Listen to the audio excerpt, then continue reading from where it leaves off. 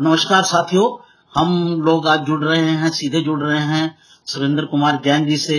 सुरेंद्र कुमार जैन जी जो हैं वो विश्व हिंदू परिषद के अंतर्राष्ट्रीय महासचिव हैं और ये पद बहुत बड़े-बड़े लोगों ने सुशोभित किया है विश्व हिंदू परिषद के नजरिए से देखा जाए।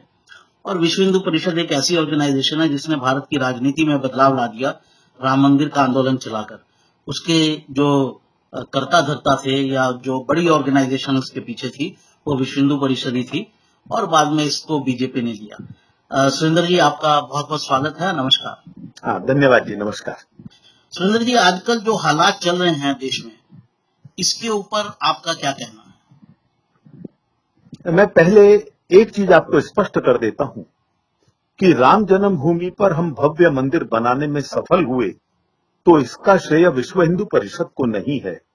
इसका श्रेय संपूर्ण हिंदू समाज को जाता है, जिसने इतने लंबे समय तक लड़ाई लड़ी और अपने इस संकल्प को पूरा होने तक निरंतर लड़ता रहा।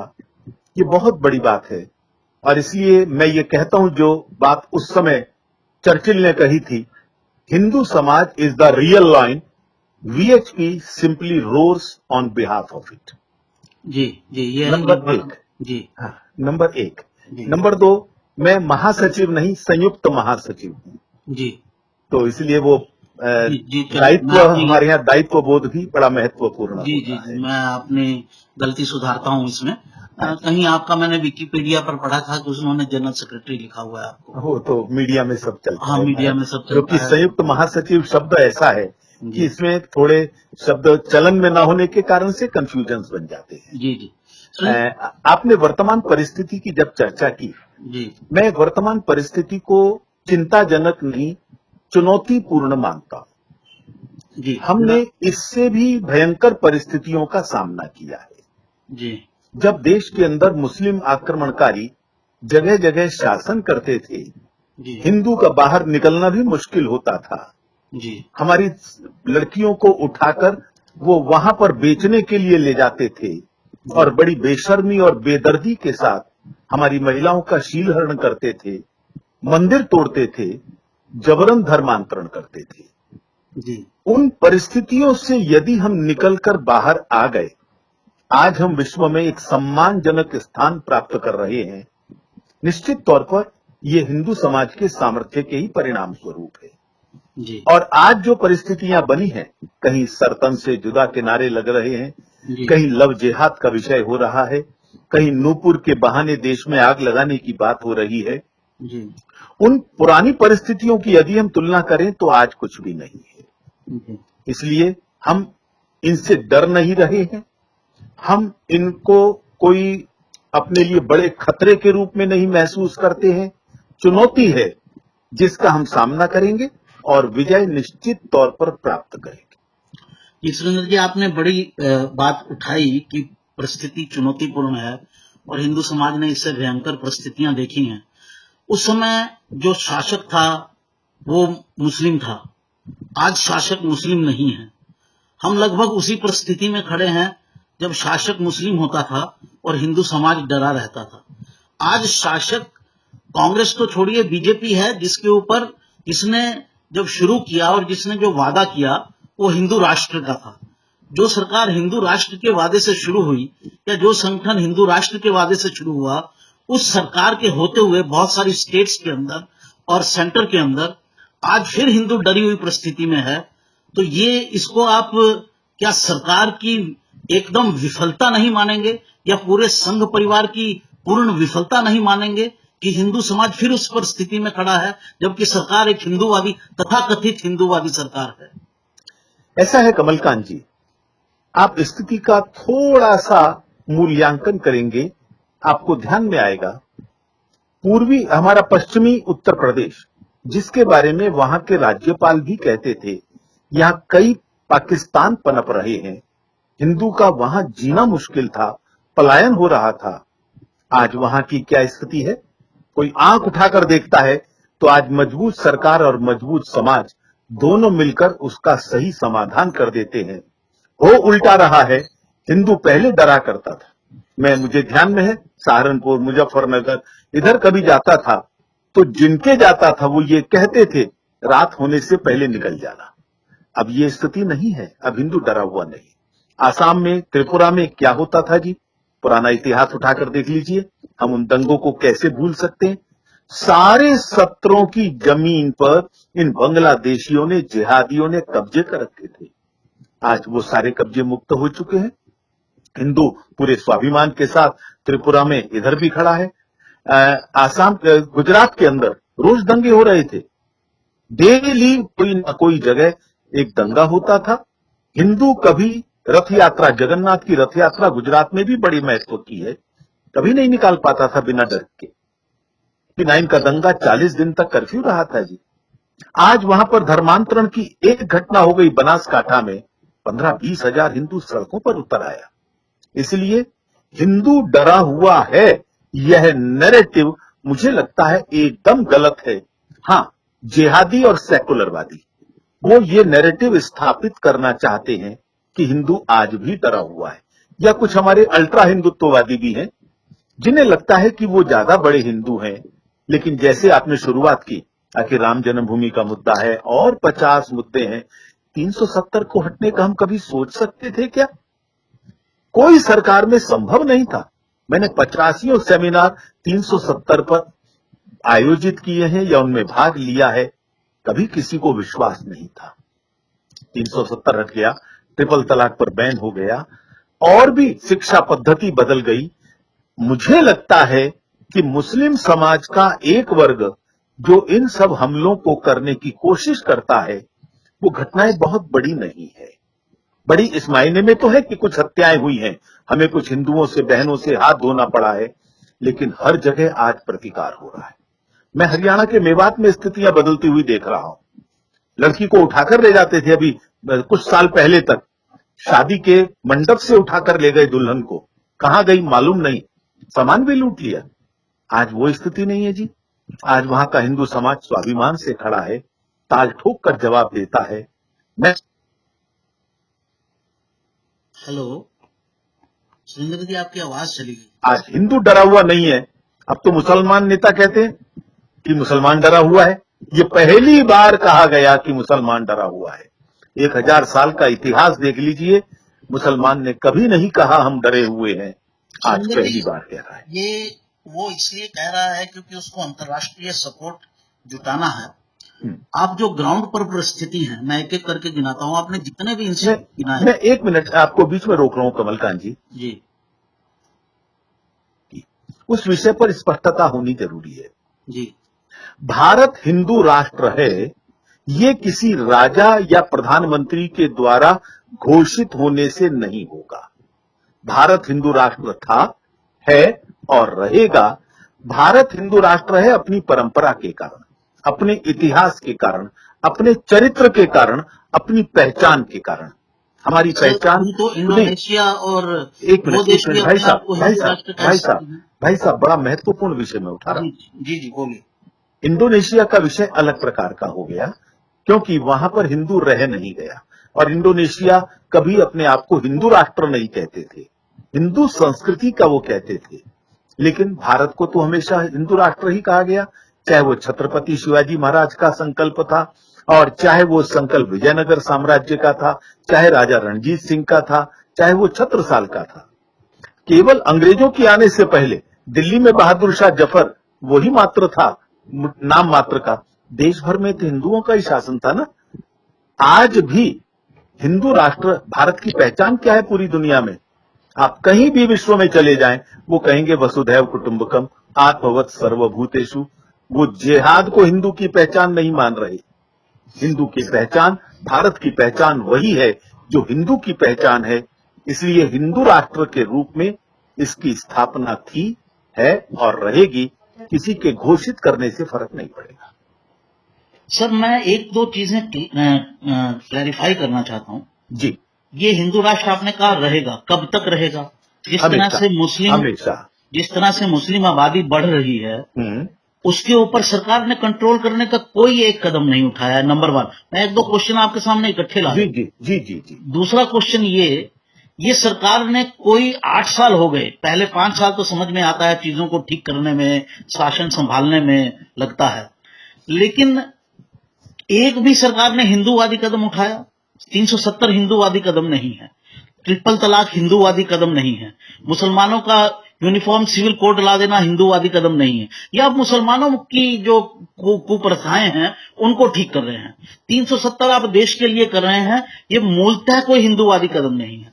हिंदुओं को जो चिंता है और जो चिंता रही है कि हमारी जनसंख्या कम हो रही है, हमारे पर एक तरह से आक्रमण हो रहा है, सरकार ने एक ही कदम उठाया था, सीएए, और सीएए को अब पुराने बस्ते में डाल दिया।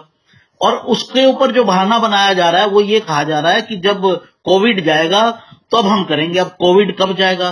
सरकार का अपना दावा है कि कोविड तो चला गया, अब कुछ मुछ इंसिडेंट तो ये ताउमर होंगे, क्योंकि ये एक बीमारी के रूप में पनप चुकी है। तो क्या सरकार का अब एक भी कदम, और आपने जो कदम गिनाए थे कि उत्तर प्रदेश में ये होता है, असम में ये होता है, सबसे बड़ी बात तो वही हो रही है कि जो भी कदम कोई उठा रही है सरकार, वो सिर्फ वो स्टेट गवर्नमेंट उठा रही है जिसके नेता हिंदूवादी हैं, चाहे हेमंत शर्मा बिश्वास हो और चाहे उत्तर प्रदेश के मुख्यमंत्री योगी जी हों।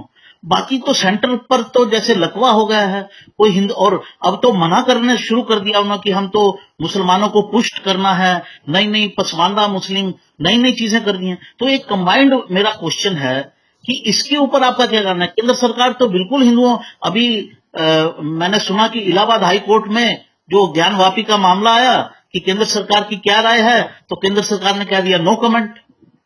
तो कोई कदम एक हिंदुओं के हित के प्रति एक कदम तो उठाए।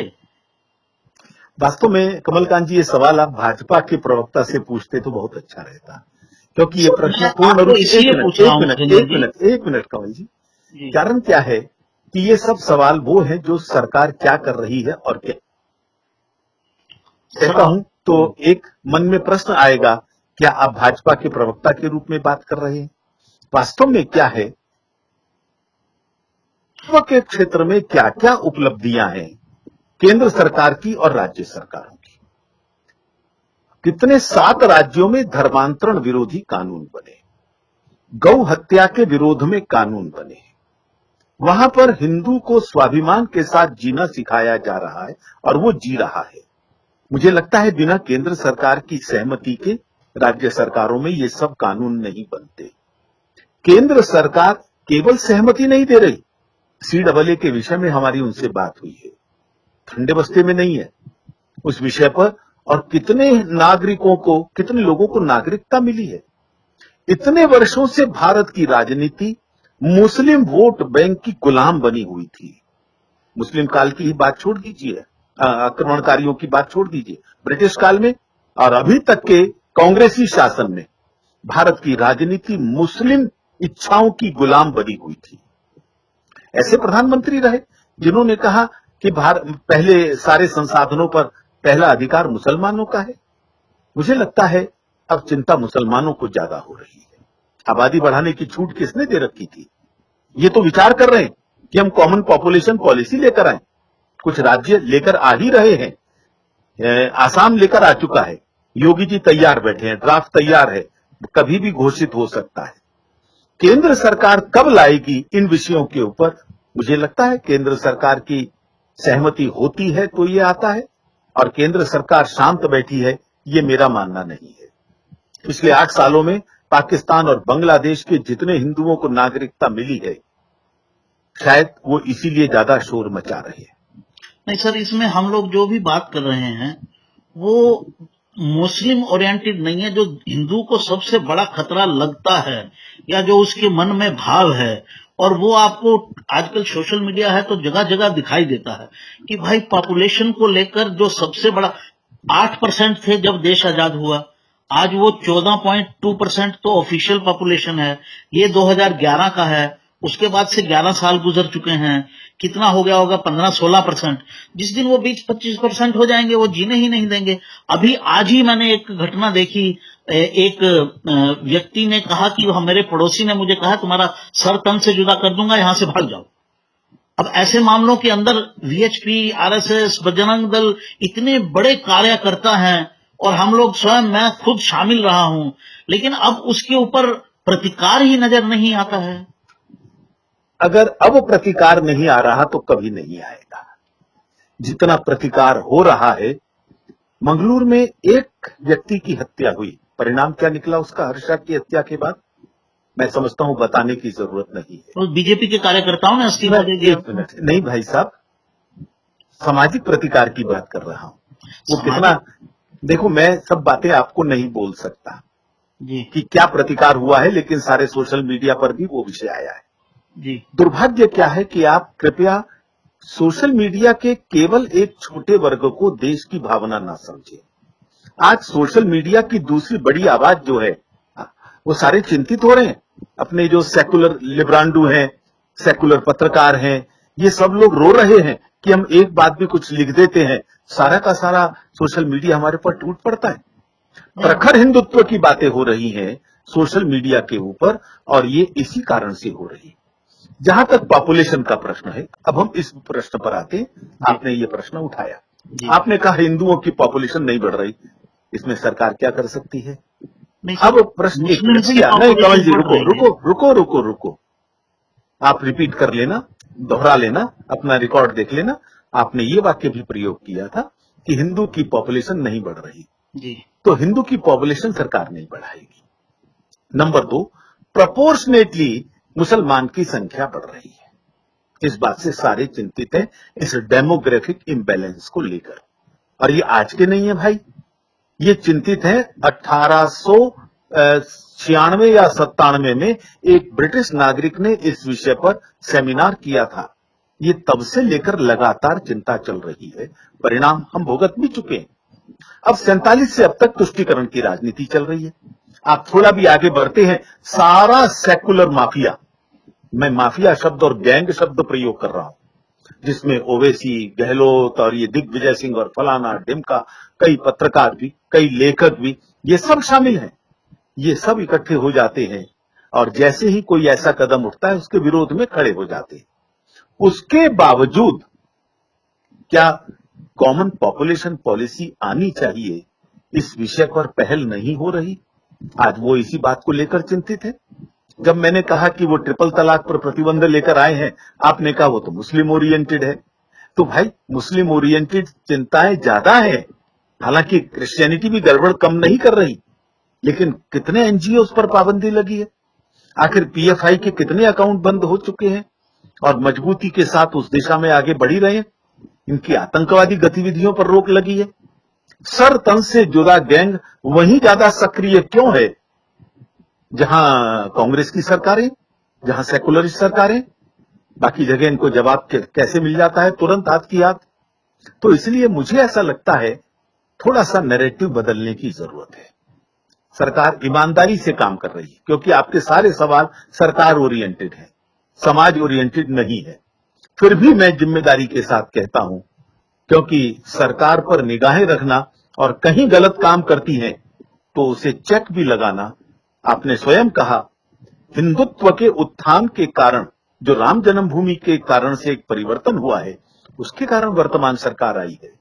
और मुझे ऐसा लगता है वर्तमान सरकार कुछ कामों में गति कम जरूर होगी, लेकिन सही दिशा में जा रही है, ये हमको पूरा विश्वास है।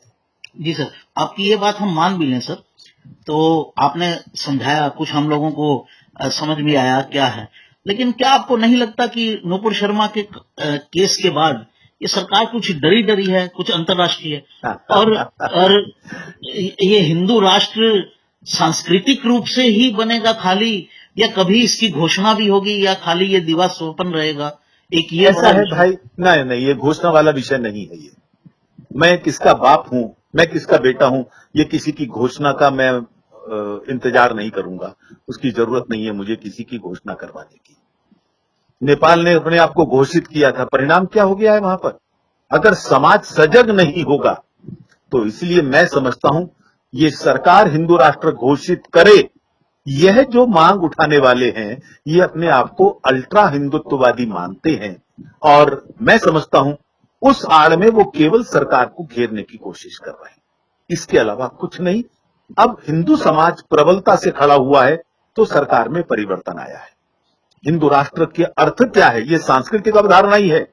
और राजनीतिक अवधारणा अब सामने आ चुकी है।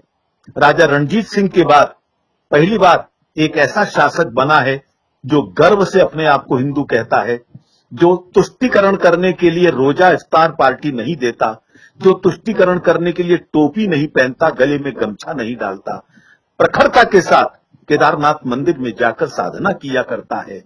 अरे कौन से हिंदू राष्ट्र की बात हम कर रहे हैं और किस प्रकार के हिंदू राष्ट्र की बात कर रहे हैं? मुझे लगता है इन अल्ट्रा हिंदुत्ववादी जो वास्तव में घेरना चाहते, अरे पहली बार ये सरकार इस तरह के कदम उठ रही है, वरना तो हमारे ऐसे उपराष्ट्रपति भी रहे, ऐसे प्रधानमंत्री भी रहे, रामलीलाओं में जाकर खड़े हो जाते थे, आरती नहीं करते थे। मैं समझता हूं आज ऐसी स्थिति कोई नहीं है कि कोई प्रधानमंत्री ये कहे कि पहला संसाधनों पर अधिकार मुसलमानों का है। तो ये परिस्थितियां बदल रही हैं। जी सुरेंद्र जी, ये जो पसमानदा मुस्लिम वाली बात कही, हाँ, अब आता है पुष्टिकरण की बात। एक मिनट, हाँ, ऐसा है, तुष्टीकरण हो रहा है ऐसा हमें नहीं लग रहा। मुस्लिम समाज को निकालकर बाहर नहीं फेंका जा सकता। ये मैं विश्व हिंदू परिषद का संयुक्त महामंत्री होने के कारण पूरी जिम्मेदारी से कह रहा हूं। 16% मुसलमान है, करोड़ ज्यादा बैठेंगे। इन सबको काटा नहीं जा सकता, मारा नहीं जा सकता, समुद्र में उठाकर फेंका नहीं जा सकता। अब कौन सा तरीका है जो इनमें डील किया जा सके? कैसे इनमें एपीजे अब्दुल कलाम खड़े हो सके? कैसे इनके अंदर अब्दुल हमीद खड़े हो सके? क्या कश्मीर की स्थितियां बदलती हुई नहीं दिख रही हैं? लाल चौक के ऊपर कभी तिरंगा नहीं फहराता था, इस बार पिछले 2 सालों में जो कार्यक्रम हो रहे हैं, यहां तक कि कारगिल दिवस के ऊपर भी उसको तिरंगा चौक कहने की इच्छा हो रही थी। मैं स्वयं वहां गया हूं एक कार्यक्रम में। आखिर 300 से ज्यादा जगह पर वहां गणतंत्र दिवस के या स्वतंत्रता दिवस के कार्यक्रम होते हैं, तिरंगा फहराता है। क्या परिवर्तन होता हुआ नहीं दिख रहा है? कौन कर सकता है? मैं पूरे चुनौती के साथ कहता हूं, इन 16% मुसलमानों को निकालकर बाहर फेंकने की बात। कोई आ जाए सरकार, हिम्मत है तो आ जाए सामने। अरे तरीके होते हैं भाई, अब इनमें ही पैदा करके विभाजन, क्या आप कुछ अच्छे लोगों को सामने नहीं ला सकते? आखिर इनके समाज के अंदर भी बहुत अच्छे राष्ट्रभक्त हैं। नेतृत्व बदलने की जरूरत है। ओवैसी जैसों के हाथ में नेतृत्व रहेगा तो निश्चित तौर पर ये डायरेक्ट एक्शन की कल्पना करेंगे, लेकिन नेतृत्व अगर एपीजे जैसों के हाथ में आ जाएगा तो मैं समझता हूं, आखिर इन सबके अधिकांश के पूर्वज तो हिंदू ही थे ना। ये तो नेहरू जी ने भयंकर ब्लंडर कर दिया था जब उन्होंने कहा कि विदेशी आक्रमणकारी जो मुस्लिम हैं, इनके अत्याचारों को न बताया जाए। ये नेहरू जी ने पत्र लिखा था 48 में। उसके कारण से दुर्भाग्य हुआ, ये उनको ग्लोरीफाई किया गया, राष्ट्रपुत्रों को अपमानित किया गया। शिवाजी पहाड़ी चूहे हो गए, औरंगजेब सूफी संत हो गया, इसने लाखों मंदिर तोड़े थे। ये उसी का दुष्परिणाम है कि मुस्लिम समाज ने अपना रोल मॉडल विदेशी आक्रमणकारियों को मान लिया। अब वो बदलने की जरूरत है मानसिकता को। जो नहीं बदलेंगे उनको दूसरे ढंग से भी, आखिर मजबूत सरकार, मजबूत समाज, ये किस दिन काम आएगा? तो मुझे लगता है आप जिस तरह की चर्चा करना चाहते हैं, ये चर्चा वास्तव में राजनीतिक आधार ज्यादा है और उनसे करें तो ज्यादा अच्छा है। फिर भी जो मुझे जानकारियां हैं और जो दृश्य मुझे एक इंडिपेंडेंटली दिखाई देता है, क्योंकि मैं केवल सोशल मीडिया पर एक्टिव नहीं रहता, मैं फील्ड में काम करता हूं। मैं केवल सोशल मीडिया के माध्यम से समाज की नब्ज नहीं पहचानता, मैं वास्तव में नब्ज के ऊपर हाथ रखता हूं। तो इसलिए मैं समझता हूं इस नैरेटिव को बदलने की जरूरत है। और आज तक के स्वतंत्र भारत के इतिहास में जैसी गौरवपूर्ण सरकार अब आई है, मेरे जैसा व्यक्ति जो इस सरकार से कई नीतियों को लेकर लड़ता रहा है, आखिर कोई एक वर्ग था जो इस्लामिक बैंक लाने की कोशिश कर रहा था, उनको चीज की समझ नहीं थी, और हमने जब बैठकर समझाया और लड़ाई लड़ी कि अगर खबरदार ये आ गया तो हम मैदान में आ जाएंगे, उन्होंने कहा हमसे गलती हुई, वापस कदम हटा लिया। तो इसलिए मैं समझता हूं इन सारे विषयों को थोड़ा एक निरपेक्ष भाव से देखने की जरूरत है। क्योंकि दो प्रकार के लोग हैं, एक तो जानबूझकर राजनीतिक रूप से सरकार को बदनाम करना चाहते हैं, पप्पू टाइप के लोग, और दूसरे जो अपने आप को अल्ट्रा हिंदुत्ववादी कि हम इनसे भी ज्यादा प्रखर हिंदू हैं। अरे मोदी जी की बात छोड़ दो, शाह की बात छोड़ दो, आप देखेंगे सोशल मीडिया में ऐसे लोग भी हैं जो विश्व हिंदू परिषद के बारे में भी अपशब्दों का प्रयोग करते हैं और अपने आप को अल्ट्रा हिंदुत्ववादी कहने में गर्व महसूस करते हैं। हमें कोई परेशानी नहीं, हम काम कर रहे हैं, परिणाम आ रहा है, गति कम है, हम गति बढ़ाएंगे, इसकी कोशिश कर रहे हैं। तो सरकार की गति बढ़ाने के लिए क्या करेंगे, एक तो ये सर क्लैरिफाई कीजिए, और दूसरा ये कि ये जो आप अल्ट्रा हिंदुत्ववादी कह रहे हैं, ये इसकी थोड़ी परिभाषित करेंगे। हाँ, क्यों नहीं, मैं करूंगा, बिल्कुल करूंगा जी। जैसे ये ही बात है कि ये मोदी कैसा हिंदू है, ये तो मुसलमानों का तुष्टीकरण कर रहा है, इसको तो तुरंत ये कर देना चाहिए, तुरंत वो कर देना चाहिए, इन मुसलमानों को निकाल के बाहर क्यों नहीं करता है। अरे हंसी आती है मुझे कि चार लोग खड़े होकर कहीं पर नारे लगा देंगे, ठीक है उन्होंने बेवकूफी की है, उसका दुष्परिणाम उन्हें भोगना भी पड़ता है, सब तरह से हम उनको नुकसान, उनको अकल सिखाने की कोशिश कर रहे हैं, करेंगे कुछ नहीं, गालियां देंगे विश्व हिंदू परिषद को। एक मिनट भैया, कमल जी, हाँ मैं उदाहरण नाम नहीं लूंगा बिल्कुल भी किसी का भी, कतई नहीं लूंगा जो आप दिलवाना चाहते हो। नहीं, मैं आपको कोई घेरने की कोशिश नहीं कर ना, आप कोशिश करो ना, मैं कौन सा मना कर रहा हूं। बेशक कई वर्षों के बाद आप बात कर रहे हैं, लेकिन आप घेरिए, कोई दिक्कत नहीं। नहीं, मेरा तो ये सवाल इसलिए मेरा ये कहना है, तन से जुदा वाला जो बात चली, हाँ, इस मामले को आईपीसी की धारा के अंदर सीधा सीधा लाया जा सकता है, थ्रेट टू लाइफ के तहत। बिल्कुल, ये थ्रेट टू लाइफ है, बिल्कुल। लेकिन देखिए जहां कांग्रेस और हो रहा कांग्रेस वाली सरकारों में है, ये तो सही है, लेकिन केंद्र सरकार की भी तो एक भूमिका हो सकती है। समाज की भी होती है। नहीं, समाज तो देखिए जागृत है, अब हिंदू समाज जितना जागृत हो चुका है, उस पर आप कुछ भी हिंदू समाज से कहेंगे वो करेगा। हाँ, लेकिन जो आगे लीडरशिप है, रुकिए लीडरशिप तो दे कोई। कमलकांत जी रुकिए, अभी मैं पूछना चाहता हूं, आप इन सब सोशल मीडिया पर सक्रिय लोगों से पूछ लेना, इनमें से कितनों ने एफआईआर दर्ज की है सर तन से जुदा के नारे लगाने वालों पर। सर सीओ मोटो भी ले सकती है, सर सुप्रीम कोर्ट सीओ मोटो इश्यू उठाता है मेरे भैया, भी ले सकती है। नहीं, बिल्कुल नहीं, मैं सहमत नहीं हूं आपकी बात से। हिंदू समाज का यह स्वभाव बनना शुरू हो गया है, मुट्ठी भर लोगों से यह स्वभाव रुकने वाला नहीं है। हिंदू को अपनी जिम्मेदारी खुद समझनी पड़ेगी, और जिस दिन प्रत्येक हिंदू प्रोएक्टिव होकर लगेगा, उसी दिन ये दृश्य बदलेगा। यदि हिंदू प्रोएक्टिव नहीं हुआ तो हिंदू सरकार को भी समझ में आएगा हम क्या कर रहे हैं भाई।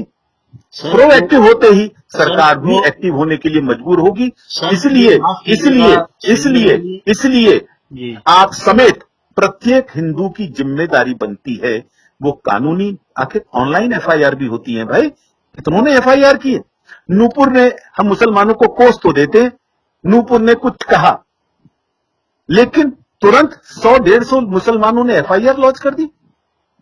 जो चिश्ती है अजमेर का, जिसने सरतन से जुदा के नारे किए थे, उसके खिलाफ केवल 10-12 एफआईआर दर्ज हुई है राजस्थान में, और वो भी हमारे कार्यकर्ताओं ने की। सर मैं इसलिए जिम्मेदारी कमलजी सबको समझनी पड़ेगी। सर मैं जानता हूं, कंधों पर बंदूक मत रखें। इसका कारण बताता हूं।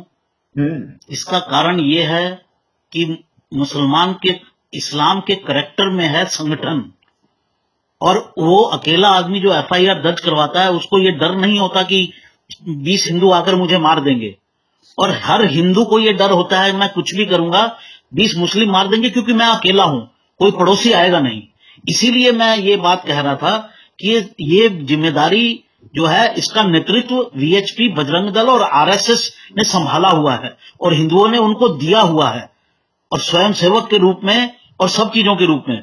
अगर वीएचपी के एक मोहल्ले के अंदर, मान लीजिए मेरे मोहल्ले में मुझे मालूम है ये 50 वीएचपी, बजरंग दल और हिंदू समाज के लोग मेरे साथ खड़े हैं, तो मैं कभी नहीं डरूंगा एफआईआर करवाने से। बहुत अच्छा हुआ, मुसलमान को बहुत अच्छा हुआ। अब आप शिफ्ट कर लिया है आपने सवाल समाज की तरफ, राजनीति से उतरकर, क्योंकि सरकार से हमेशा अपेक्षा करना यह आत्मघाती होता है। सरकारें अस्थायी होती हैं, समाज स्थायी होता है। तो इसलिए सरकारों से अपेक्षा करना हमेशा जो समाज की ये आदत बन जाती है, ये स्वयं डॉक्टर भीमराव अंबेडकर ने कहा था कि सरकारें अस्थायी होती हैं और राजनीतिक क्रांति से पहले सामाजिक क्रांति चाहिए। वो सामाजिक क्रांति आ रही है, आ चुकी है और उसका परिणाम भी सामने आ रहा है। अब प्रश्न आता है हिंदू का डरा हुआ महसूस होना। विश्व हिंदू परिषद, बजरंग दल, इनकी जिम्मेदारी बनती है, हां बनती है, लेकिन केवल इन्हीं की चौकीदारी नहीं है। हमने जैसे ही ये सरतन से जुदा का विषय आया और कन्हैया के मामले में ध्यान आ गया कि सरकार अगर कार्यवाही करती तो कन्हैया नहीं मरता, क्योंकि वो तो पहले ही शिकायत कर चुका था, केवल चेतावनी देकर छोड़ दिया।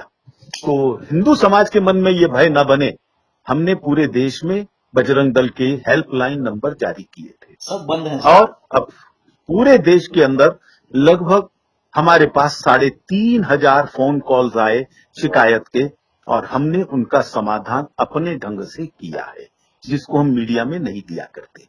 तो इसलिए मैं समझता हूं कि हम अपनी जिम्मेदारी पूरी कर रहे हैं, और समाज का जागरण जब तक पूरा नहीं होगा, जिन प्रदेशों में हुआ है परिणाम सामने। उत्तर प्रदेश का परिवर्तन सरकारों की वजह से नहीं हुआ भाई, अखिलेश की सरकार थी, मुजफ्फरनगर में क्या हुआ था। तो इसलिए इन विषयों को भी हमें समझना चाहिए और हम सबको मिलकर कोशिश करनी चाहिए, सरकारों से ही या कुछ संगठनों से ही अपेक्षा करने की जगह समाज का शौर्य जागृत करें।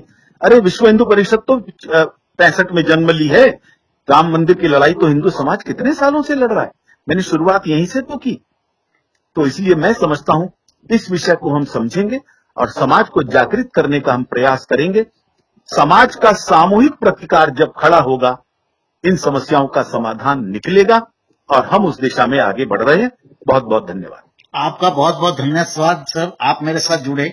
एक बात कह के मैं अंत करूंगा, जो नेतृत्व की जरूरत है वो नहीं मिल रहा है, बाकी सब हो चुका है। ऐसा मत कहिए जिसका जवाब मुझे देने की जरूरत पड़े, क्योंकि आप फिर वही बात कह रहे हैं। की बात की, हेल्पलाइन के आधे नंबर बंद है सर, मैं पर्सनली मिलाता हूँ चेक करने के लिए। नहीं, और आपने ये कहा कि हम समाज में नहीं देते, आप समाज में दीजिए। 3,500, जब मैं कह रहा हूँ 3,500 कॉल्स आई हैं और हमने उनका समाधान किया है।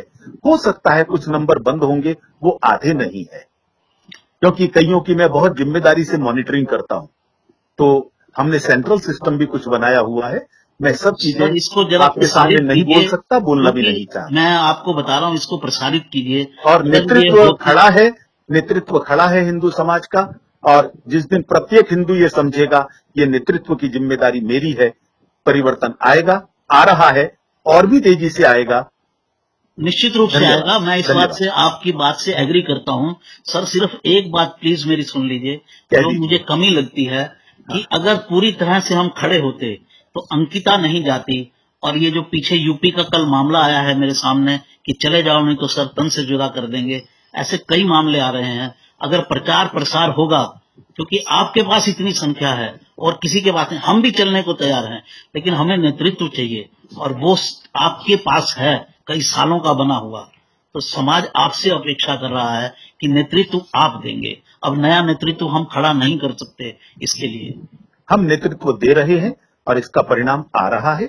लेकिन मैं आपसे फिर निवेदन करूंगा, प्रत्येक हिंदू खड़ा हो, अपनी जिम्मेदारी को समझे, दूसरों पर बात छोड़ने की आदत को छोड़ना पड़ेगा।